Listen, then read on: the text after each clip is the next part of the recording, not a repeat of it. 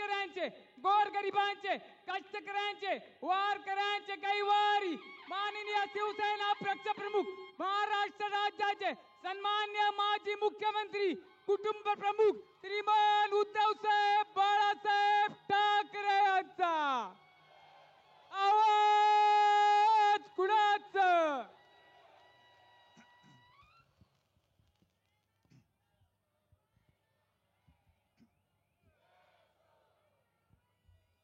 जमलेल्या माझ्या तमाम हिंदू बांधवांनो, भगिनींनो आणि मातांनो,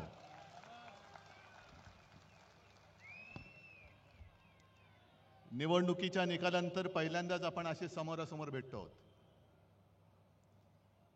आजपर्यंत 23 जानेवारी हा शिवसेना प्रमुखांचा, हिंदू हृदय सम्राटांचा जन्मदिवस आपण षण्मुखानंद हॉलमध्ये करत होतो. पण 2 महिन्यापूर्वी जो काही निवडणुकांचा निकाल लागला, मला तर काय पटलेलं नाही. तुम्हाला पटलाय का? आणि मध्ये अब्दाली येऊन गेले. कोण? अमित शहा. आणि त्यांनी सांगितलं की महाराष्ट्रातला हा विजय उद्धव ठाकरेंना त्यांची जागा दाखवणार आहे. ठीक आहे अमित शहाजी, जखमी वाघ काय असतो आणि त्याचा पंजा काय करतो ते तुम्हाला येत्या भविष्यात दिसेल. मराठी माणसाच्या नादी लागू नका. जिथे औरंगजेबाला झुकवलं तिकडे अमित शहा काय कुछ तीस झाड की पत्ती आहे. पण मी मुद्दामून आज ही जाहीर सभा घेतली कारण एकदा कळू तरी द्या माझ्यासोबत आहेत तरी कोण, किती लोक राहिलेत. पहिलं मी तुम्हाला विचारतोय, तुमचा सगळ्यांचा माझ्यावरती विश्वास आहे की नाही? कारण अमित शहा, तुम्ही माझी जागा ठरवू शकत नाही. माझी जागा ठरवणारी ही माझी अस्सल शिवसेना प्रमुखांनी दिलेली वडिलोपार्जित संपत्ती आहे. आणि जे शिवसेना प्रमुख बोलायचे की जोपर्यंत तुम्ही शिवसैनिक आहात तोपर्यंत मी शिवसेना प्रमुख आहे, तेच मी सांगतोय की जोपर्यंत तुम्ही शिवसैनिक आहात तोपर्यंत मी तुमचा पक्ष प्रमुख आहे. गद्दारांनी वार केले तर उद्धव ठाकरे संपणार नाही. गद्दारांना गाडूनच मी संपेन. पण ज्या दिवशी माझा एक जरी निष्ठावंत शिवसैनिक बोलला, उद्धव तू बाळासाहेबांचे विचार सोडलेस, बाजूला हो, त्या क्षणी जसं मी मुख्यमंत्री पद सोडलं तसं मी माझं पक्षप्रमुख पद सोडल्याशिवाय राहणार नाही. आणि मला खात्री आहे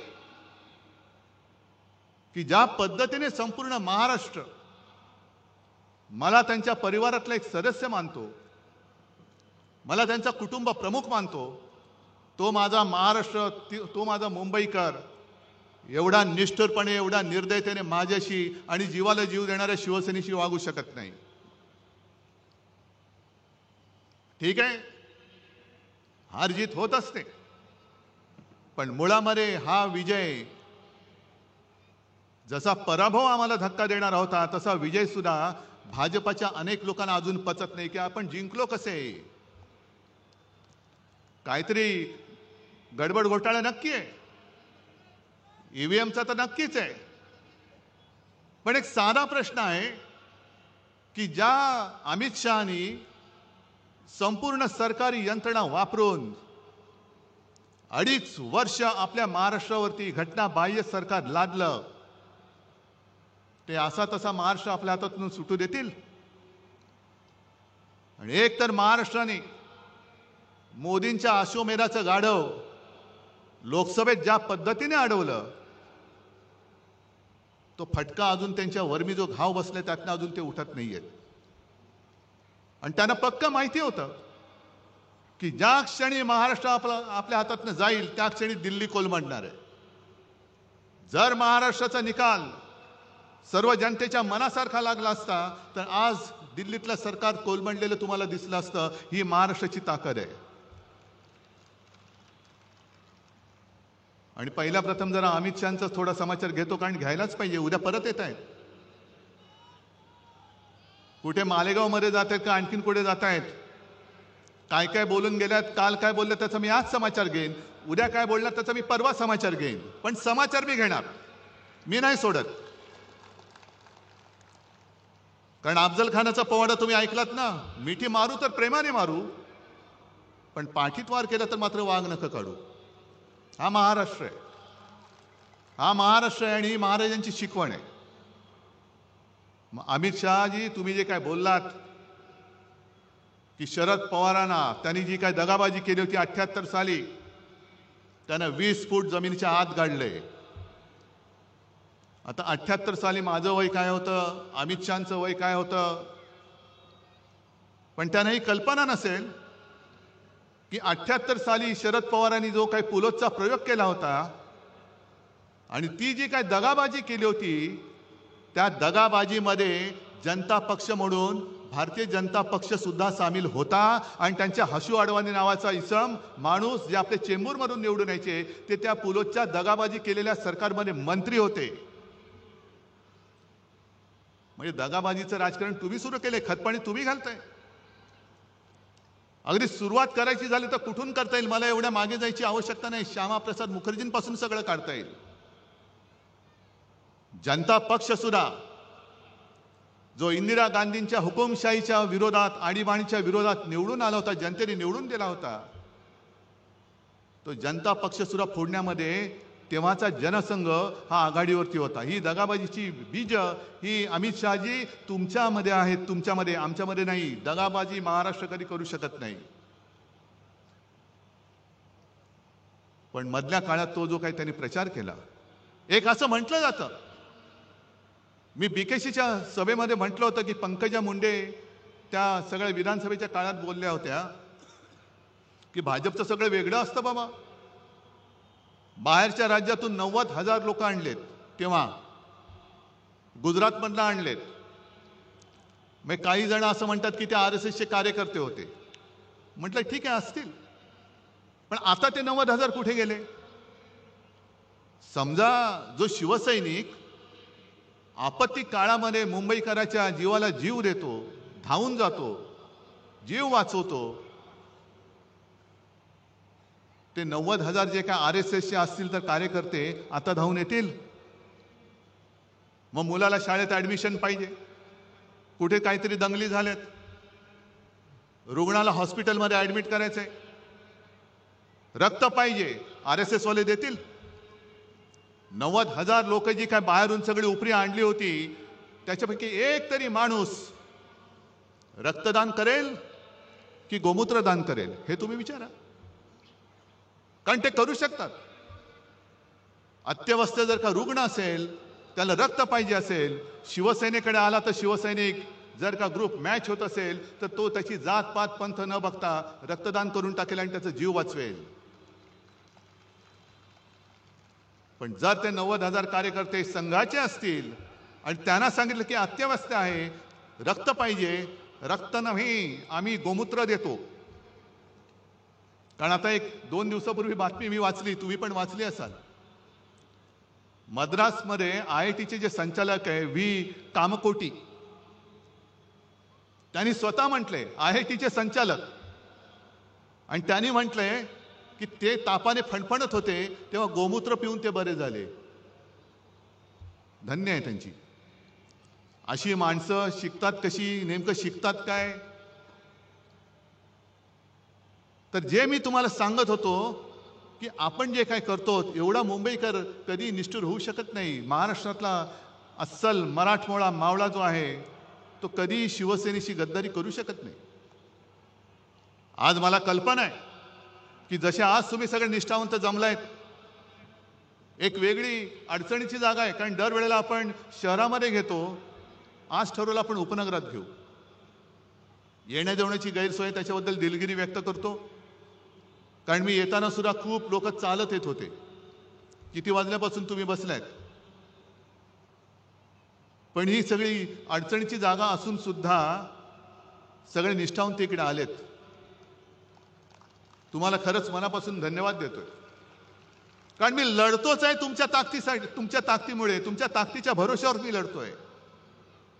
वांद्र्याला तिकडे गद्दारांचा मेळावा सुरू आहे.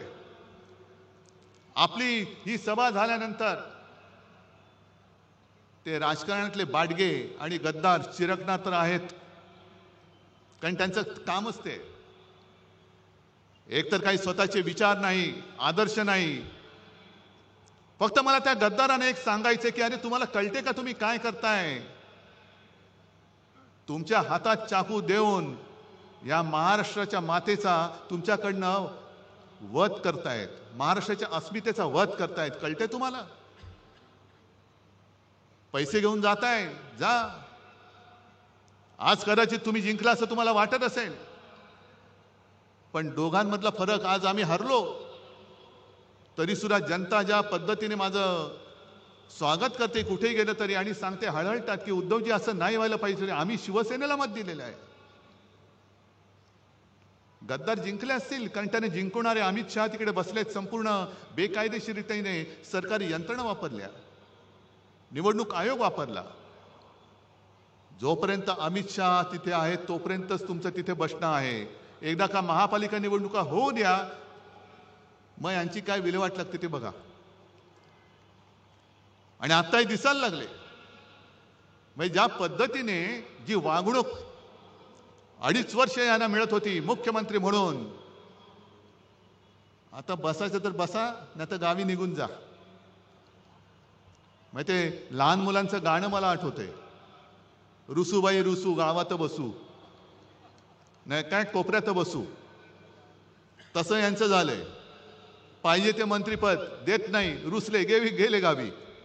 डावसला नेलं नाही, गेले गावी. खुर्ची बाजूला ठेवली नाही, गेले गावी. म्हणजे रुसूबाई रुसू, गावात जाऊन बसू. पण आता डोळ्यातले आसू दिसायला लागलेत तुमच्या. आणि आम्हाला हिंदुत्व शिकवत आहेत.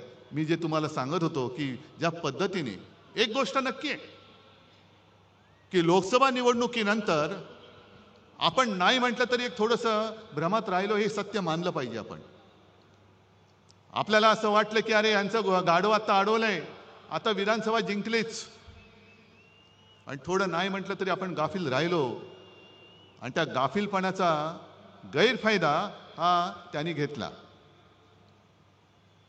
पण त्या काळामध्ये त्यांनी जो काही एक अपप्रचार केला, म्हणजे मी नेहमी जे बोलतो, लोकसभा आणि महाराष्ट्राच्या विधानसभेच्या वेळेला मी जमलेल्या माझ्या तमाम हिंदू बांधवांनो, भगिनींनो आणि मातांनो हे बोलायच्या ऐवजी मी जमलेल्या माझ्या तमाम देशभक्त बांधवांनो, भगिनींनो आणि मातांनो आणि महाराष्ट्रप्रेमी बांधवांनो, भगिनींनो आणि मातांनो बोलत होतो.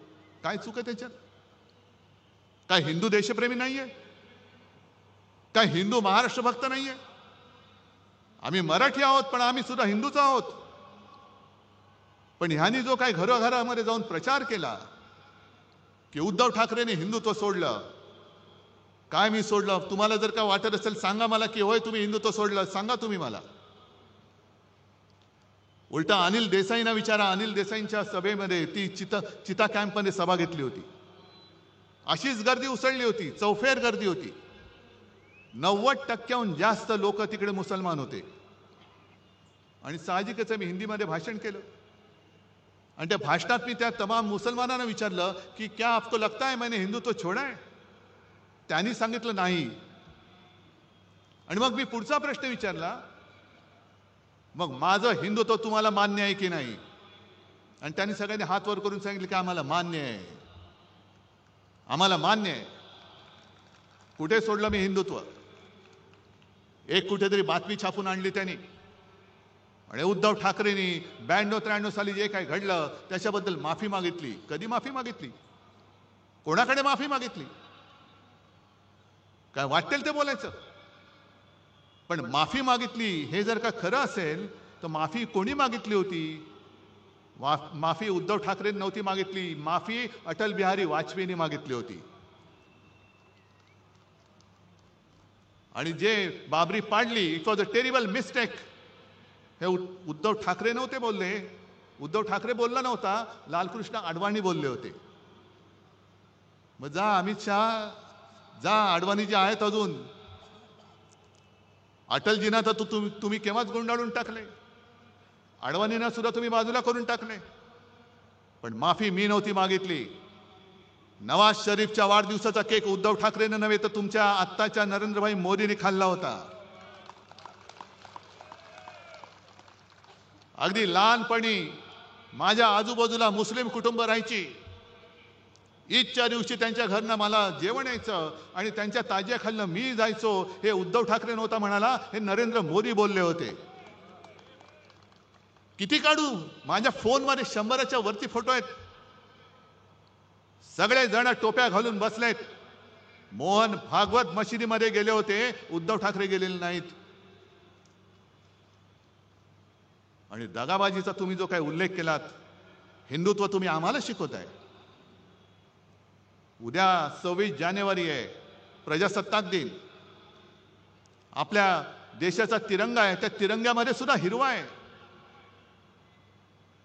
जो तिरंगा तुम्ही अनेक वर्ष स्वातंत्र्यानंतर सुद्धा तुमच्या कार्यालयावरती लावत नव्हतात. आणि तुम्ही जर का आम्हाला हिंदुत्व शिकवत असाल तर आमचा झेंडा हा छत्रपती शिवरायांचा भगवा आहे, ज्याला डाग लावण्याचा तुम्ही प्रयत्न केलात. आम्ही तर देशप्रेमी मुसलमानांना आमचे मानतोच म्हणून तर ते आमच्या सोबत आलेत. पण देशप्रेमी मुसलमानांनी तुमच्या विरोधात आमचं हिंदुत्व मान्य करून आम्हाला मतदान केलं म्हणून तुमच्या पोटात एवढा जर का पोटशूळ असेल आणि तुम्हाला जर का इस्लामचा आणि सर्व देशप्रेमी मुसलमानांचा सुद्धा द्वेष असेल तर अमित शहाला मी जाहीर आव्हान देतोय, तुम्ही तुमच्या भाजपच्या झेंड्यामधला हिरवा काढून दाखवा. दाखवा, तो काढा, पहिला हिरवा काढा आणि मग आम्हाला हिंदुत्व शिकवा. आम्हाला हिंदुत्व शिकवायचं. अरे पहिली पोट निवडणूक जी काय पार्लेची लढली होती 1987 साली, ही पहिली पोट निवडणूक जी मी मानतो की देशातल्या सर्व देशातल्या निवडणुकीच्या इतिहासात हिंदुत्वावरती लढलेले नव्हे तर हिंदुत्वावरती जिंकलेली निवडणूक होती. आणि तेव्हा शिवसेना प्रमुखांनी दाखवून दिलं की हिंदू सुद्धा मतदान करून निवडणूक जिंकून देऊ शकतात. मग काढा इतिहास. शिवसेनेसोबत कोण होतं आणि शिवसेनेच्या विरोधात कोण होतं? किती साली? 1987 साली. त्यावेळेला शिवसेना आणि काँग्रेस, शिवसेनेचे डॉक्टर रमेश प्रभू आणि काँग्रेसकडनं प्रभाकर कुंटे, हिंदुत्वाचा प्रचार तुफान झाला. हे आता तुम्ही दाखवलं ना, दादा कोंडके वगैरे, तेव्हा तर फार जोमात होते. गुजरातमध्ये शंभू महाराज येत होते.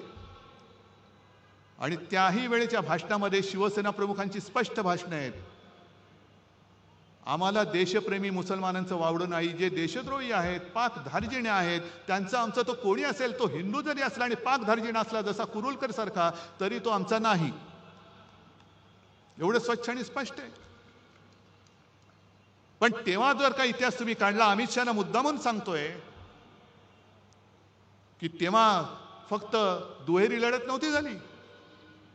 शिवसेनेचे रमेश प्रभू विजयी झाले, प्रभाकर कुंटे पडले, पण शिवसेनेच्या हिंदुत्वाला अपशकुन करायला भाजप आणि जनता पक्षाच्या प्राणलाल वोरांना सपोर्ट दिला होता. का तेव्हा तुम्ही हिंदू म्हणून आमच्या सोबत आला नाहीत? कुठे गेलं होतं तुमचं हिंदुत्व? आणि मग ती निवडणूक जिंकल्यानंतर तुमचे प्रमोद महाजन वगैरे सगळे आले. मातोश्रीचे उंबरठे जिजवायला लागलात तुम्ही, कारण तुम्हाला शिवसेनेचा दुरुपयोग करून घ्यायचा होता. हे भाजप काय, RSS काय, हे सगळे असेच आहेत. करणार काही नाही, काड्या लावायच्या, आगी पेटवायच्या, दंगल उसळली की पळून जायचं.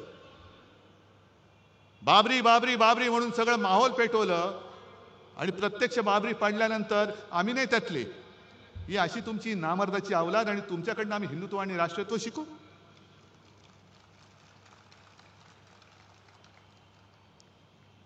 आणि तीच ती निवडणूक होती.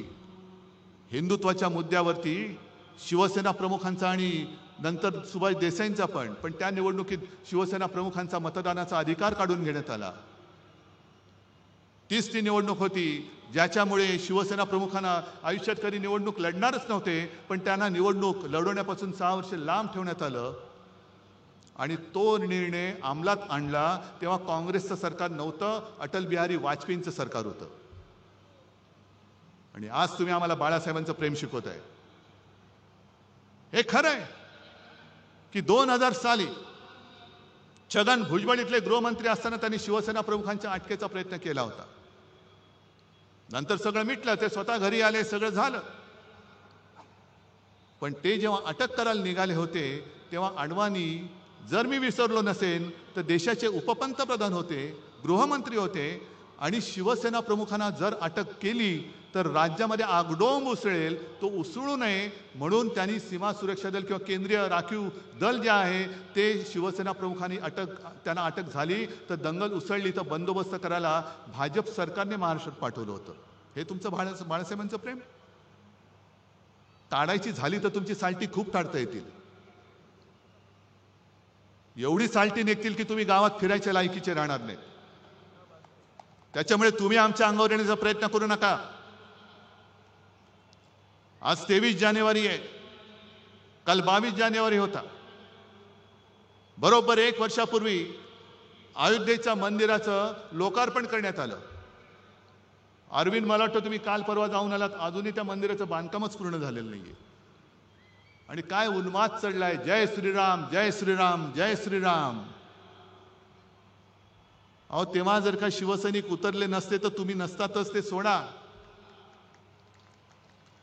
पण जय श्रीराम जसं आम्ही बोलतो, आम्ही हिंदूच आहोत, पण आम्ही जसं जय श्रीराम बोलतो तसं तुम्हाला सुद्धा जय शिवराय बोलावंच लागेल. महाराष्ट्रामध्ये तुम्हाला जय शिवाजी जय भवानी बोलावंच लागेल. तुम्ही म्हणाल हे काय जय श्रीराम पुरे नाही. जसं जय हिंद नंतर जय महाराष्ट्र बोलतो तसं जय श्रीराम नंतर जय शिवराय बोललाच पाहिजे. कारण प्रभू श्रीराम कधी होऊन गेले, त्यांच्या जन्मभूमीवरनं वाद झाला, पुन्हा मंदिर बांधलं, त्यांनी राक्षस मारले होते, रामराज्य आणलं होतं. पण आमचं दैवत छत्रपती शिवाजी महाराज जर का जन्माला आले नसते तर मोदी काय, अमित शहा काय, कोणीच जय श्रीराम बोलू शकलं नसतं. म्हणून पहिलं त्यांचा जय जयकार करा आणि मग जय श्रीराम बोला. महाराष्ट्रामध्ये तरी मी जय शिवराय आणि जय श्रीरामच बोलणार. कारण आम्ही भाजपसारखे कृतज्ञ नाही आहोत. जन्मदात्या बापाला आम्ही विसरू शकत नाही. शिवाजी महाराजांनी मग त्या फिल्ममध्ये सुद्धा बघितलं ना, हिंदवी स्वराज्य स्थापन नसतं केलं आणि औरंगजेबाला मोकाट सोडला असता. अगदी शिवरायांच्या नंतर सुद्धा संभाजीराजांच्या त्या निर्घुण, ज्याचं वर्णन सुद्धा करायला जीवावर येतं, हत्येनंतर 26 वर्ष ताराराणींनी म्हणजे महाराष्ट्राने औरंगजेबाला झुंजवत ठेवला नसता तर गुजरात पहिलं पटकन औरंगजेबाच्या चरणी लीन होऊन गेलं असतं. सगळं संपूर्ण हिंदुस्थान हिरवा झाला असता. त्याच्यामुळे जय शिवराय हे बोललंच पाहिजे. जर कोणी तुम्हाला जय श्रीराम बोललं त्याला सांगायचं जय श्रीराम जय शिवराय, जय शिवाजी जय भवानी. कारण हा महाराष्ट्र आहे. दरवेळेला आम्ही इतिहासाचे दाखले देतो. अगदी हिमालयाच्या मदतीला सह्याद्री धावतो म्हणजे कोण धावतं? हिमालयाच्या मदतीला सह्याद्री धावतो म्हणजे कोण धावतं? सह्याद्री म्हणजे तुम्ही आहात. ज्या सह्याद्रीने छत्रपती शिवरायांना, जसं बाबासाहेब पुरंदरेंच्या त्या सगळ्या शिवराज्याभिषेक किंवा शिवछत्रपती त्या आहे ना महानाट्यामध्ये, तो सह्याद्री त्यांना सांगतोय की माझ्या कानाड दडा, माझ्या छातीवरती खेळा. म्हणजे त्यांनी संपूर्ण सह्याद्रीचा वापर हा लढाईसाठी करून दिला. सह्याद्री होता, कडेकपारे होत्या आणि त्या कडेकपाऱ्या होत्या म्हणून अफजल खानाचा पुतळा निघाला. कारण ही सगळं वीरश्री जी आहे ती महाराष्ट्राच्या मातीच्या कणाकणामध्ये. नुसती एक निवडणूक तुम्ही जिंकला असेल तुम्हाला वाटत असेल म्हणून महाराष्ट्र नाही संपत. ते बघितलं ना इतिहास, सगळे गड किल्ले, मिर्झा राजे जयसिंग हिंदूच, हेच आपलं दुर्दैव. आपल्याला हे उपरे नाही हरवू शकत. पण आपल्यातले गद्दारच जे आज आपल्यावरती त्यांनी पैसे देऊन वगैरे लालूच दाखवून फोडलेत, तेच आपल्यावरती सोडलेत आणि तेच आपल्या अंगावरती वार करतायत. मिर्झा राजा जयसिंग सुद्धा हिंदूच होता, पण मी म्हणेन गद्दार होता. आणि त्या गद्दारीला शेवटी काय करणार, एवढं प्रचंड सैन्य घेऊन आला. छत्रपती शिवाजी महाराजांना सुद्धा आग्र्याला जावं लागलं. सगळ्यांना वाटलं असेल अगदी तेव्हा जर का गोदी मीडिया असता तर सांगितलं असतं की खतम, सगळं हिंदुत्व वगैरे काही नाही, शिवाजी महाराजांचा काळ संपला, सगळं त्यांनी सांगितलं असतं. पण त्याच्यानंतर सुटून येऊन औरंगजेबाच्या छाताडावरती हिंदवी स्वराज्याचा भगवा रोवणारा हा महाराष्ट्र आहे, हे अमित शहाने विसरू नये. आणि जर त्यांच्यामध्ये थोडी तरी लाज लज्जा शरम असेल तर ईव्हीएम बाजूला करा आणि बॅलेट पेपरवरती एक तरी निवडणूक घेऊन दाखवा, एक तरी, आणि जिंकून दाखवा. पण शेवटी हिमालयाच्या मदतीला सह्याद्री धावतो म्हणजे हाच आमचा महाराष्ट्र धर्म आहे, हाच महाराष्ट्र धर्म आहे. रामदास स्वामींनी जे सांगितलं, मराठा ते तुका मेळवावा, महाराष्ट्र धर्म वाढवावा, हा महाराष्ट्र धर्म जो देशाचं आणि हिंदुत्वाचं रक्षण करतो. आम्ही हिंदू आहोत, पण महाराष्ट्र आणि मराठीच्या मुळावरती येणार आमचं हिंदुत्व नाही आहे, जे तुमचं आहे. आणि तुम्ही जर का हिंदुत्वाच्या बुरख्या आडून माझ्या महाराष्ट्राची गद्दारी किंवा महाराष्ट्राची अस्मिता खतम करण्याचा प्रयत्न केला तर आम्ही तुमच्या समोर कडवट हिंदू म्हणून आणि महाराष्ट्र अभिमानी म्हणून तुमच्या समोर उभे राहिल्याशिवाय राहणार नाही. हिंदुत्व जोपासणारा आमचा महाराष्ट्र धर्म आहे आणि महाराष्ट्रावरती प्रेम करणारं आमचं हिंदुत्व आहे. तुमचं काय नेमकं ते तरी सांगा. अगदी मोदींच्या मुलाखती आहेत, जो हिंदू इस्लाम का द्वेष करता है वो हिंदू नहीं हो सकता है, हे मोदी बोलतायत. मोहन भागवतांचे व्हिडिओ माझ्याकडे मशिदीत जाऊन बसलेत. मोदीजी मध्ये आले होते, पोळ्या लाटून गेले. मग हे जर का तुमचं असं असेल तर एक काहीतरी ठरवा, जसं आम्ही सांगतोय. मागे मी एक उदाहरण दिलं होतं, काश्मीरमधला तो जो एक गनमॅन होता औरंगजेब, ज्याला आपल्या सेनेनी म्हणजे देशाच्या सेनेनी शौर्य पदक दिलं. का दिलं? तर अतिरेक्यांशी लढला. त्याच्यानंतर तो सुट्टी घेऊन घरी चालला होता. घरी जाताना त्याचं अपहरण केलं गेलं आणि त्याला मारला, अतिरेक्यांनी मारला. आणि मी तेव्हा असं म्हटलं होतं की तो नावाने औरंगजेब होता, तो औरंगजेब वेगळा आणि हा औरंगजेब वेगळा. देशासाठी जो शहीद झाला तो औरंगजेब असला तरी आमचा भाऊ आहे, हे मी बोललो तर काय चुकलं होतं माझं? आणि त्याचे दोन्ही भाऊ सुद्धा सैन्यामध्ये सामील झालेत. असे अनेक मुसलमान आहेत, अनेक ख्रिश्चन्स आहेत, बौद्ध बांधव आहेत, शीख आहेत, ज्यांना हे ढोंगी हिंदुत्व मान्य नाहीये. ज्याला मी बुरसटलेलं गोमूत्रधारी हिंदुत्व म्हणतो ते भाजपचं आहे. आमचं हिंदुत्व हे स्वच्छ आहे, आमचं हिंदुत्व हे सुधारणावादी आहे, आमचं हिंदुत्व हे राष्ट्रीयत्व आहे. मग अमित शहाना सांगायचे तुमच्या एकदा हिंदुत्वाची व्याख्या काय आहे हे सगळ्यांना एकदा नीट सांगा. आणि शिवसेना प्रमुख 2012 साली आपल्यातनं गेले असं त्यांना वाटतंय. आणि तुम्ही सगळेजण त्यावेळेचे सगळे सैनिक आहात. 2014 साली उद्धव ठाकरेंनी युती तोडली नव्हती, भारतीय जनता पक्षाने शिवसेनेची युती तोडली होती. काय मी सोडलं होतं तेव्हा? शेवटचे 2 दिवस राहिले होते. अचानक बेसावध आहे असं समजून एकनाथ खडसेंनी फोन केला मला आणि सांगितलं की उद्धवजी आता आपली युती राहत नाही, वरनं आदेश आलाय. म्हटलं कोणाचा? नाही, उपरवाला, तो दिसतच नाही, की आता युती राहणं कठीण आहे. मग तेव्हा आम्ही कोण होतो? तेव्हा मी काय आत्ता जसं हिंदुत्व सोडलेलं नाही. अरे प्रबोधनकारांचा नातू आणि शिवसेना प्रमुख हिंदू हृदय सम्राटांचा पुत्र हा हिंदुत्व सोडू शकेल? पण जसं मी हिंदू अभिमानी आहे तसाच मी माझ्या मातृभाषेचा, महाराष्ट्राचा आणि मराठीचा सुद्धा अभिमान आहे, कडवट अभिमानी आहे. प्रेमाने वागाल तर तुम्हाला उचलून देऊ, पण कपटाने वागाल तो उचलून आपटू, तर उचलून आपटू आम्ही. आणि आम्ही म्हणजे काय RSS किंवा भाजपवाले नाही आहोत की मरायला तुम्ही आणि सगळं झालं का मिरवायला आम्ही. अशी शिवसेनेची शिकवण नाहीये. आणि म्हणून आजचा हा जो काही दिवस आहे हा फार महत्त्वाचा आहे.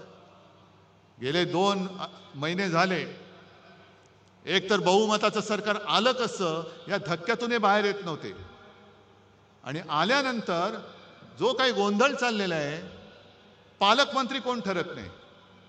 पालकमंत्री ठरले त्याच्यावरनं धुसफूस. मग मला पालकमंत्री व्हायचंय, मला पालकमंत्री व्हायचंय. रस्त्यावरती काय उतरतायत, टायर काय जाळतायत, आणि हे म्हणे बाळासाहेबांचे सैनिक.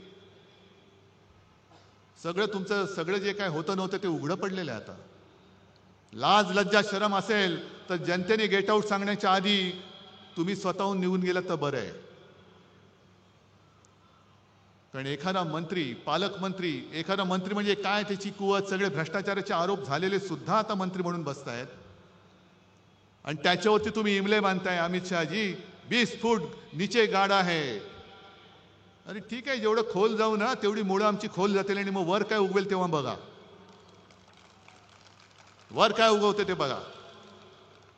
एक तर उद्धव ठाकरेची जागा तुम्ही ठरवताना तुमची जागा काय होती, आणि त्या जागेतून शिवसेना प्रमुखांनी तुम्हाला बाहेर कसं काढलं हे पहिलं आठवा.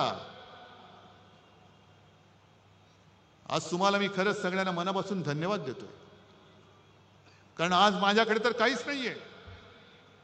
कोणासाठी लढू, कशासाठी लढू. दुसरा कोणतरी असता तर हिम्मत हारून खाली बसला असता. मी हारणारा नाहीये. मी मैदानात पाठ दाखवणारा नाहीये. मी मैदान सोडेन तर जिंकून सोडेन. हारून आणि गद्दाराच्या हातून तर मी अजिबात हार मानणार नाही. मी पुन्हा जिद्दीने उभा आहे आणि लढतोय ते केवळ तुमच्यासाठी आणि तुमच्या ताकदीवरती, तुमच्या भरोशावरती लढतोय. जे जातायत रोज उद्धव ठाकरेंना धक्का. अरे एवढे सगळे तुम्ही भाडोत्री घेतलात तरी सुद्धा तुमचं अजूनही काही भूक भागत नाही. पैसे देऊन विकत घेताय. वामनराव महाडिकांच्या भाषेत बोलायचं तर विकली जाते ती विष्ठा असते आणि शिल्लक राहते ती निष्ठा असते. सगळी निष्ठा माझ्यासोबत आहे. करा त्यांचं तुम्ही सोनखत जरूर करा. आणि आता येत्या काही काळामध्ये महापालिका निवडणुका येणार आहेत. मी सगळ्यांशी बोलतोय. सगळे मुंबईतले सगळे बोलून झाले, संभाजीनगर, नाशिक सगळे झाले. सगळ्यांचं मत आहे की एकटं लढा.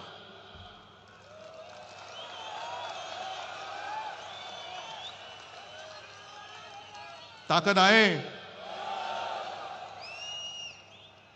अमित शहाना जागा दाखवणार आहात.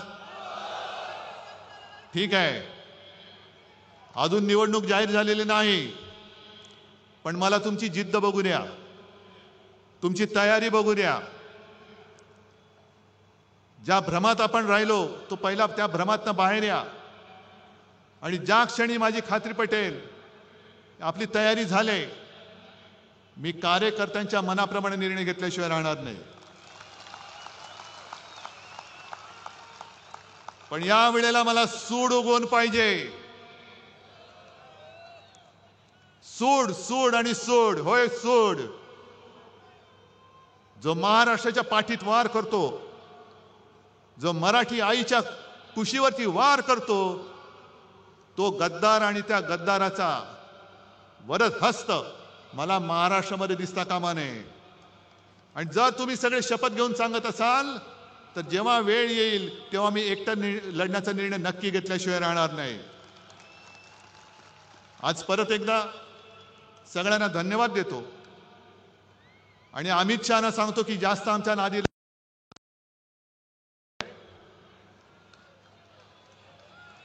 जेवढे अंगावर याल तेवढे वळ घेऊन दिल्लीला परत जाल. सगळ्यांना धन्यवाद देतो. जय हिंद, जय महाराष्ट्र.